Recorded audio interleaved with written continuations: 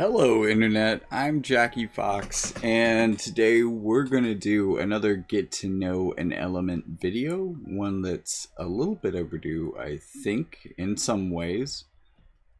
This is going to be getting to know the wind element. Here we go. Alright, since Edward Elric is a free unit, he is a strike unit, and he is a physical unit. He does have access to other damage types, but strike units don't necessarily, at least at this point in the game, have to get around attack type mitigations, because most people are, if not weak to strike, actually not very resistant to it at all. So there isn't a huge amount of resistance that can be an issue. He has a guaranteed hit counter for physical damage at least. But one of the abilities that I really want to point out for him is Adamantine Pillar Transmutation. This has a really wide range because you could be potentially attacking someone here and here. You can select any two spaces in this range to attack. It increases your defense penetration by 30, which is kind of low, to be honest.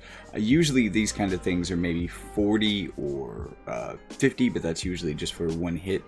65% modifier isn't super high, but it's only 24 AP move, and you can use it multiple times, which is ultimately going to be good because there's a 100% chance, if you can keep Edward alive because he is not a beefy boy, then this can really help you clear through evasion teams quite rapidly.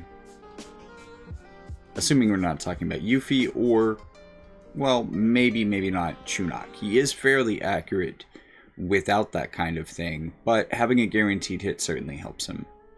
Riesel is a very powerful unit. She has some interesting things in her kit. She's a unit that's really been overlooked by a lot of people. She is powerful. Make no mistake on that. She is very accurate. Well, she's pretty accurate.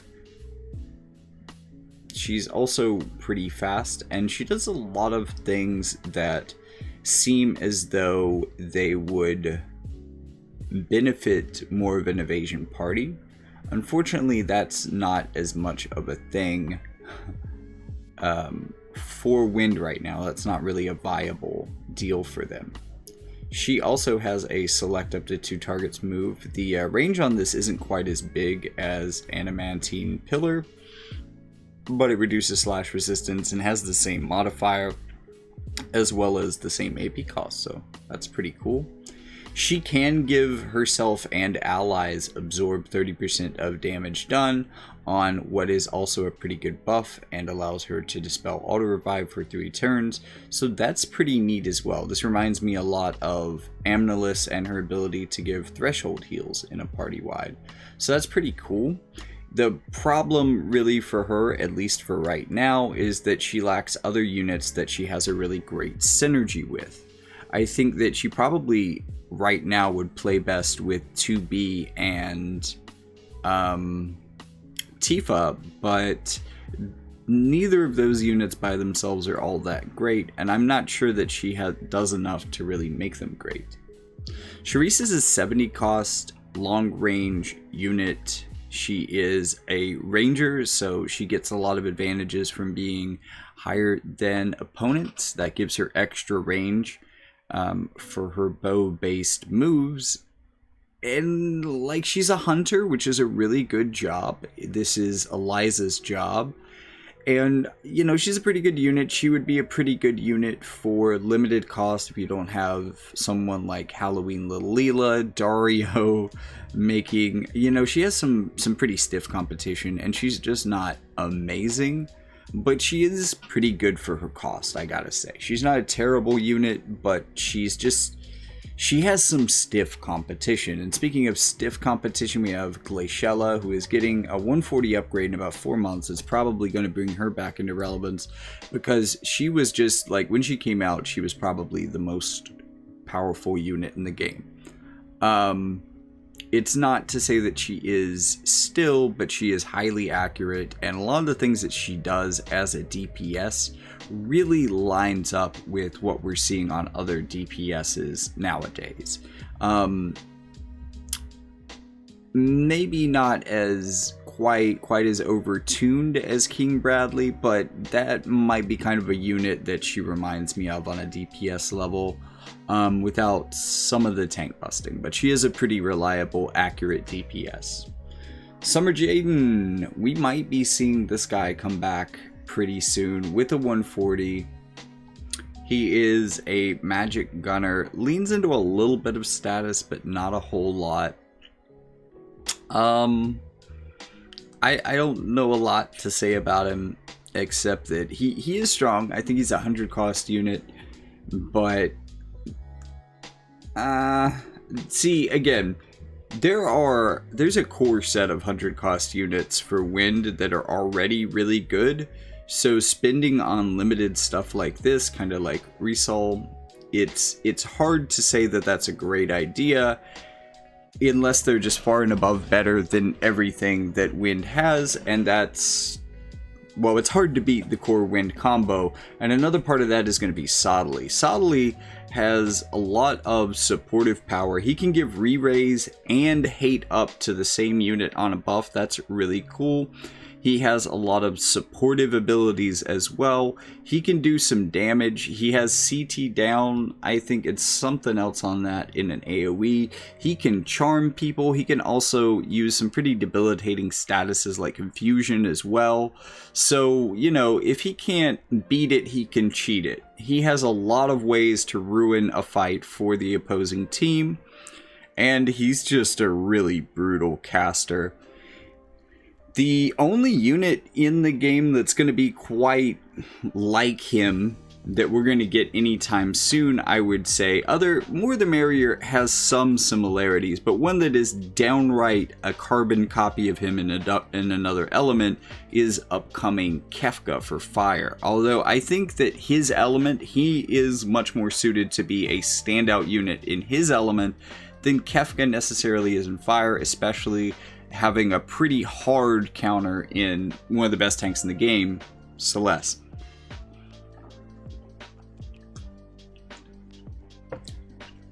Longtime viewers of the channel know that I like tank busters and know that my favorite tank busting class is Sorel.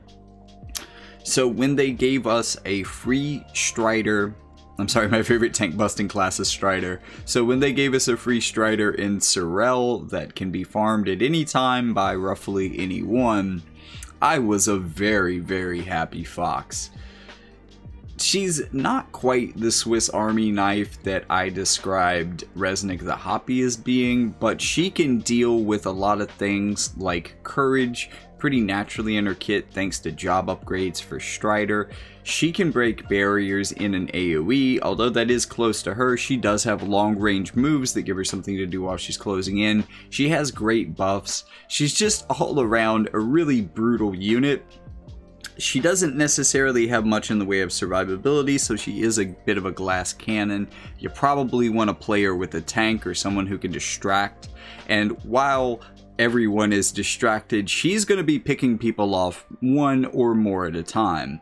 She's a really powerful MR unit if you can protect her, and just a great free unit that I recommend for limited stuff. And really, Sorel is the reason that I wouldn't run Charisse. I mean, she's 20 costs lower, and I would say she's a better unit, even though she doesn't have some of the range and capabilities that Charisse does. But it would also allow you to run beefier options like these two, who are 2 out of 3 of the definitive best Wind units. So keep an eye on these two, because as they get 140s in about 4 months, they're going to pop right back up into the meta, along with some newer Wind units like maybe Lena. More the Merrier is kind of a special case. She is one of our Lunar New Year units. One of only 2, so she's going to be on a banner with Resnick the Hoppy. Don't know when that's going to come back, but I think we see that not only on Lunar New Year or like 4 months after it for JP sometimes. I mean, for Global sometimes. But usually kind of like another time during the year, just to give you another chance to pick up these units, usually run alongside some other kind of collaborative thing. She's an interesting unit because she has re-raise, she has a lot of anti-magic capabilities, a lot of poison and silence in her kit, so she really has ways of punishing, especially like courage or super high HP pool units. She also has anti-poison capabilities for herself through regen, which also gives her some passive healing that's nice. So she's not necessarily a beefy unit, but she has a lot of ways to keep herself in the game. And in addition to that, I mean, that really hits the trifecta of things that a 97 Faith unit benefits from. And in a way that, again, this is why she reminds me of Sodley, or Sodley reminds me of her, in that both of them can utilize status effects to brilliant capability. For her, silence and poison. For him, more like confusion and charm. But both of them do that. Both of them have some healing capabilities. I think More the Merrier is going to use hers more often. Although, actually, regen isn't based on her magic. Well, it is based on her faith. Okay, it is still good for faith. Regen being a fixed percentage of 10% per turn. And then she's also a magic damage dealer, so, you know, she's benefiting in every way she can from Faith. But also, since she has that anti-magic capability, she's not necessarily taking that extra damage from having high Faith. The one thing you might want to watch out for is a match against another status user who might get to her first. Joom is just all around a thick, physical tank. She doesn't have a ton of survivability gimmicks, but she's always been a tank that was just so good at being tanky that she didn't necessarily need them in most interactions that weren't against a particularly well advantaged against her tank buster or heavy DPS mage. Even then, she just has certain resistances that can keep her in the game, and kind of a variety of resistances that can keep her in the game, even against the things that she doesn't tank as well. So she can be a good general tank, and that can make her really strong in the meta, because if it takes the opponent's additional turns to take her out, that's essentially giving Sodley and Glaciella a lot more time to attack with impunity and cause absolute chaos on the field. Now, I'm not going to say that everything past this point isn't good for Wind, but, I mean, because Tifa's here, and because Halloween Little Leela is here, and because Dario is here. But most of these units, I'm not saying that they aren't good, it's just that between Joom, Sodley, and Wind Glaciella, it's just really hard to compete. But interesting options are Winter Luartha, obviously a holiday unit. She is a Trick Lancer, and quite a strong one at that. I think she was maybe our first UR Trick Lancer. And this is going to give her high range, high accuracy, and high ability to do damage. I think high crit as well. So a lot like the way that I reviewed Shadow Links on Ice, Winter Luartha is going to be a lot the same. And this is going to make her a really good chaining partner, and a good kind of ranged spear throwing partner for Wind Glaciella.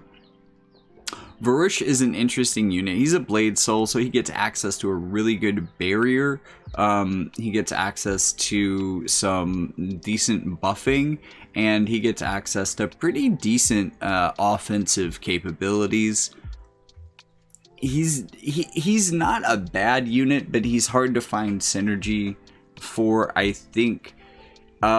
You can potentially look at him as a discount inverted Sylvie, because he does basically share some pretty heavy similarities with Sylvie. He is nowhere near as highly powered as a White Mage, but with his White Mage subjob, he can do a lot of the things that she can.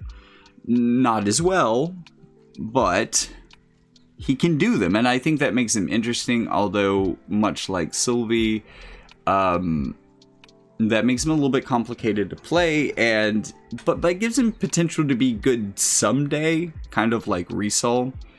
It's just hard to say when. He also has Kodadama Wielder, which gives him access to some guaranteed hit stuff.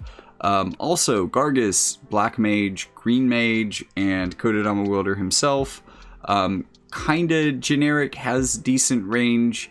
He's like a worse version of Halloween Leela for a higher cost.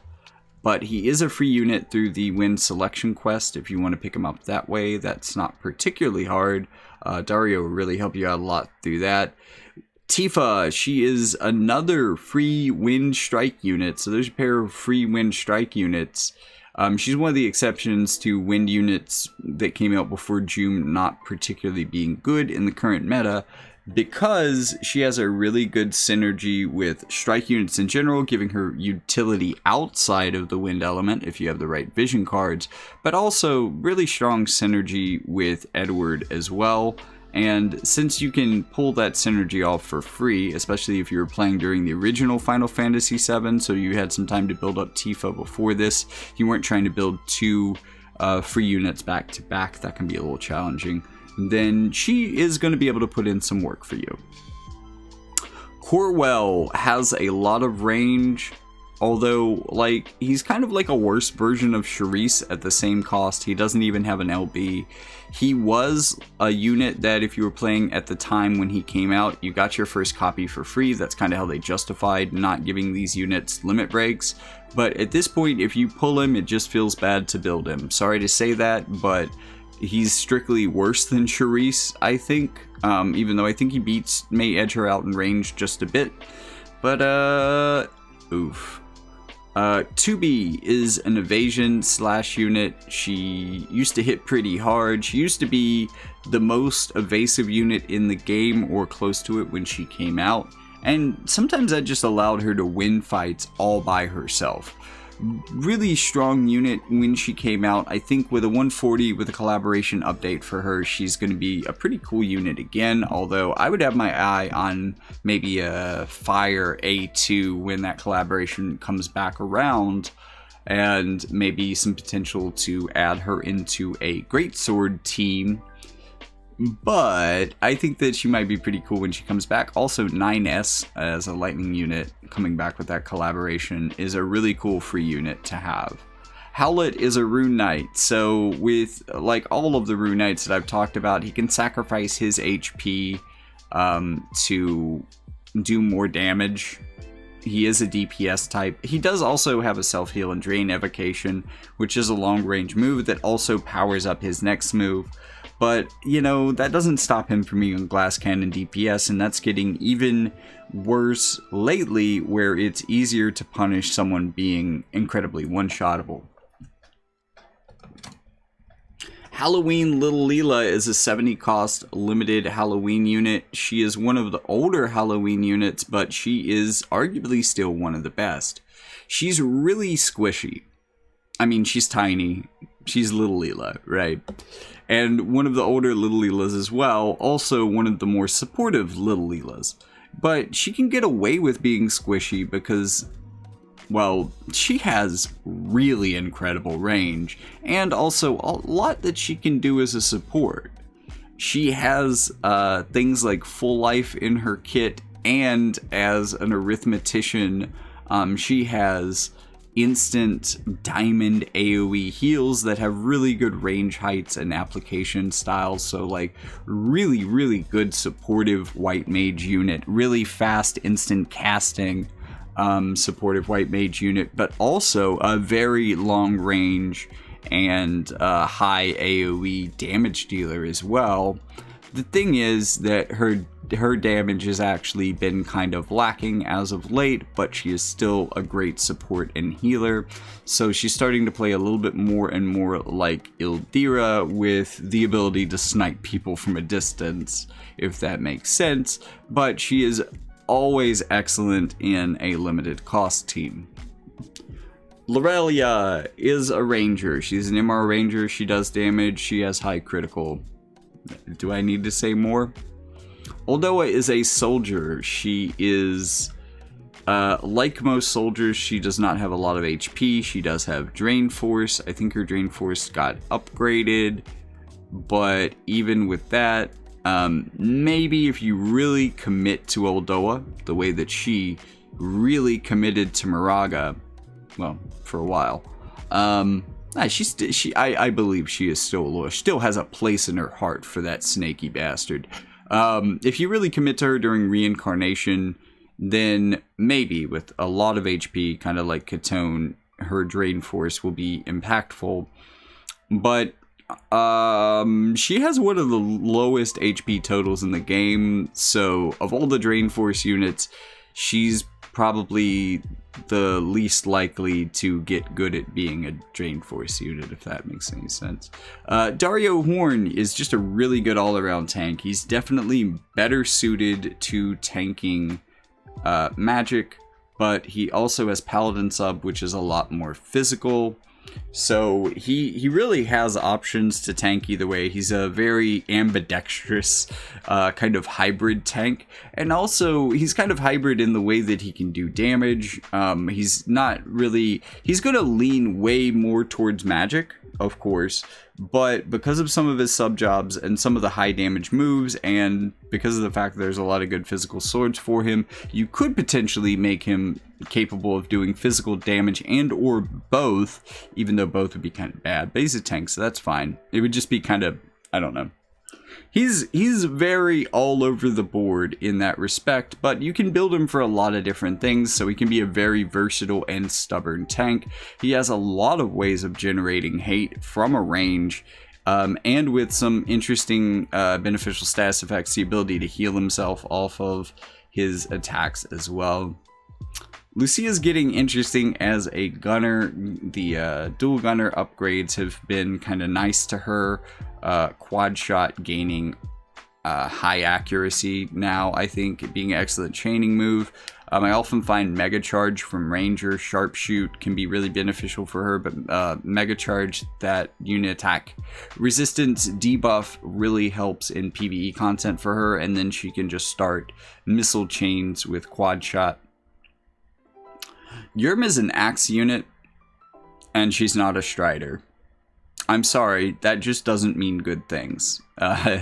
They're not great jobs. It's not a great weapon. It doesn't have a lot of card synergies, and there aren't a lot of good units in this area. And so, for all of those reasons, she's never a unit that I've endeavored to play, or that most players have endeavored to play, and I really haven't seen her in action, so I don't know what to tell you except that no one builds this girl. Ayaka is one of the first staple healers in this game, so as you would expect, she hasn't aged incredibly well to keep up with other healers in the game. She is still quite passable. She still does have instant cast, large AoE effect skills that are quite powerful. Let me just refresh myself. Her TMR is really good too, especially if you want a good bit of agility.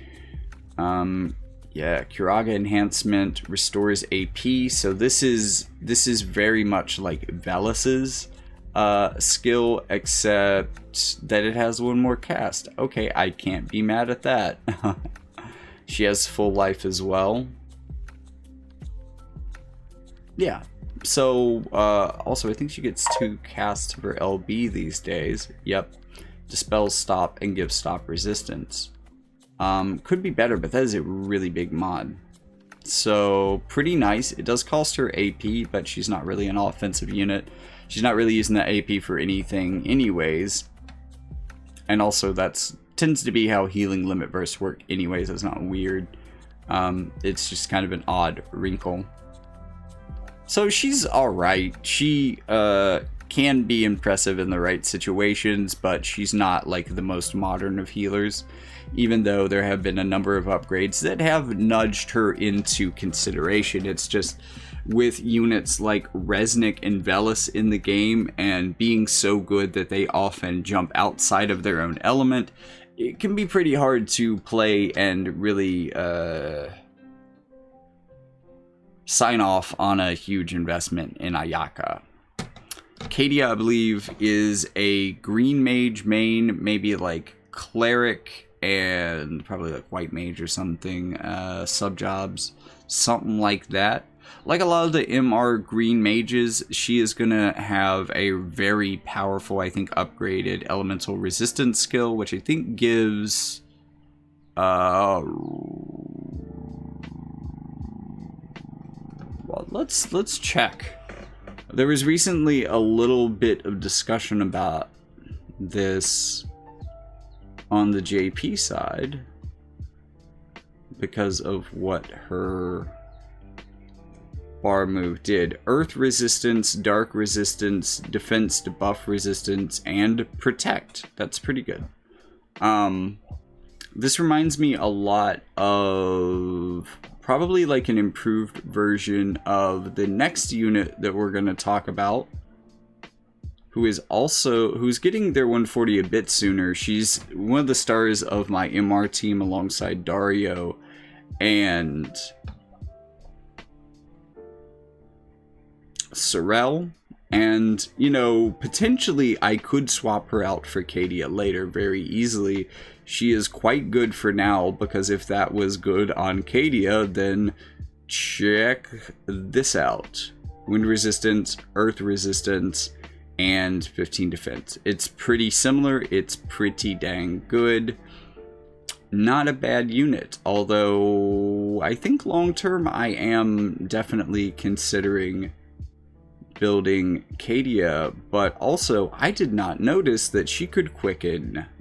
Maybe I'll start playing with that. Helena Leonis, not to be underestimated, even though she is arguably similar in niche to Kadia, in that they're both going to be really good anti-earth units if you kind of want to get your earth resistance up and kind of an earth defensive team. I think, you know, you're going to get Helena as a 140 sooner, so she's easy to be build for now and into the future, but Kadia is also looking quite good just a little bit further out as well. Sosha is a so-so lancer. I'm not super sure what to say about her because I haven't built her. I haven't seen a lot of people build her. I see her in limited sometimes, but I also see her getting bodied really hard in limited pretty often, to be honest with you. Dragon's Blade is a pretty good counter, I gotta say, but it's yeah, only 2 spaces away from you in 4 directions. It's pretty short range. This is a pretty good buff to be getting upgraded, but oh, the ability to inflict silence at quite some range is pretty cool. I think she probably, and a jamming dive cancel ability activation. So she's going to be more good against magic and against casters, but so kind of like a discount version of MR Ramada. And I already wasn't a big fan of MR Ramada, although I think Sosha actually has some things in her kit that are even more interesting than what MR Ramada does, but they ultimately work out to be very similar units, and I'm just not sure either of them is great. Which finally brings us to Mia. So here's the thing about Mia. Mia can be really scary in manual because she has Steel Heart and she can charm one of your units. That's about it though. She is also a thief, so she's good at stealing turtles from turtles. So she can help you with your turtle farming, but with all of that, that's about all you need to know about the wind element. Like this is definitely an element that has its standout characters, at least for right now. And this is again not to say that a lot of the characters that I'm skipping aren't good, or that the older characters, with maybe 2 exceptions, are unplayable, but that the standout champs for wind right now is this girl, this guy, this girl, and then if you want to go into super limited cost or MR, you're going with this girl, this guy, and one of these 2. Both quite good. So there you go. That's what you need to know about wind. And with that being said, I'll see you in the next one.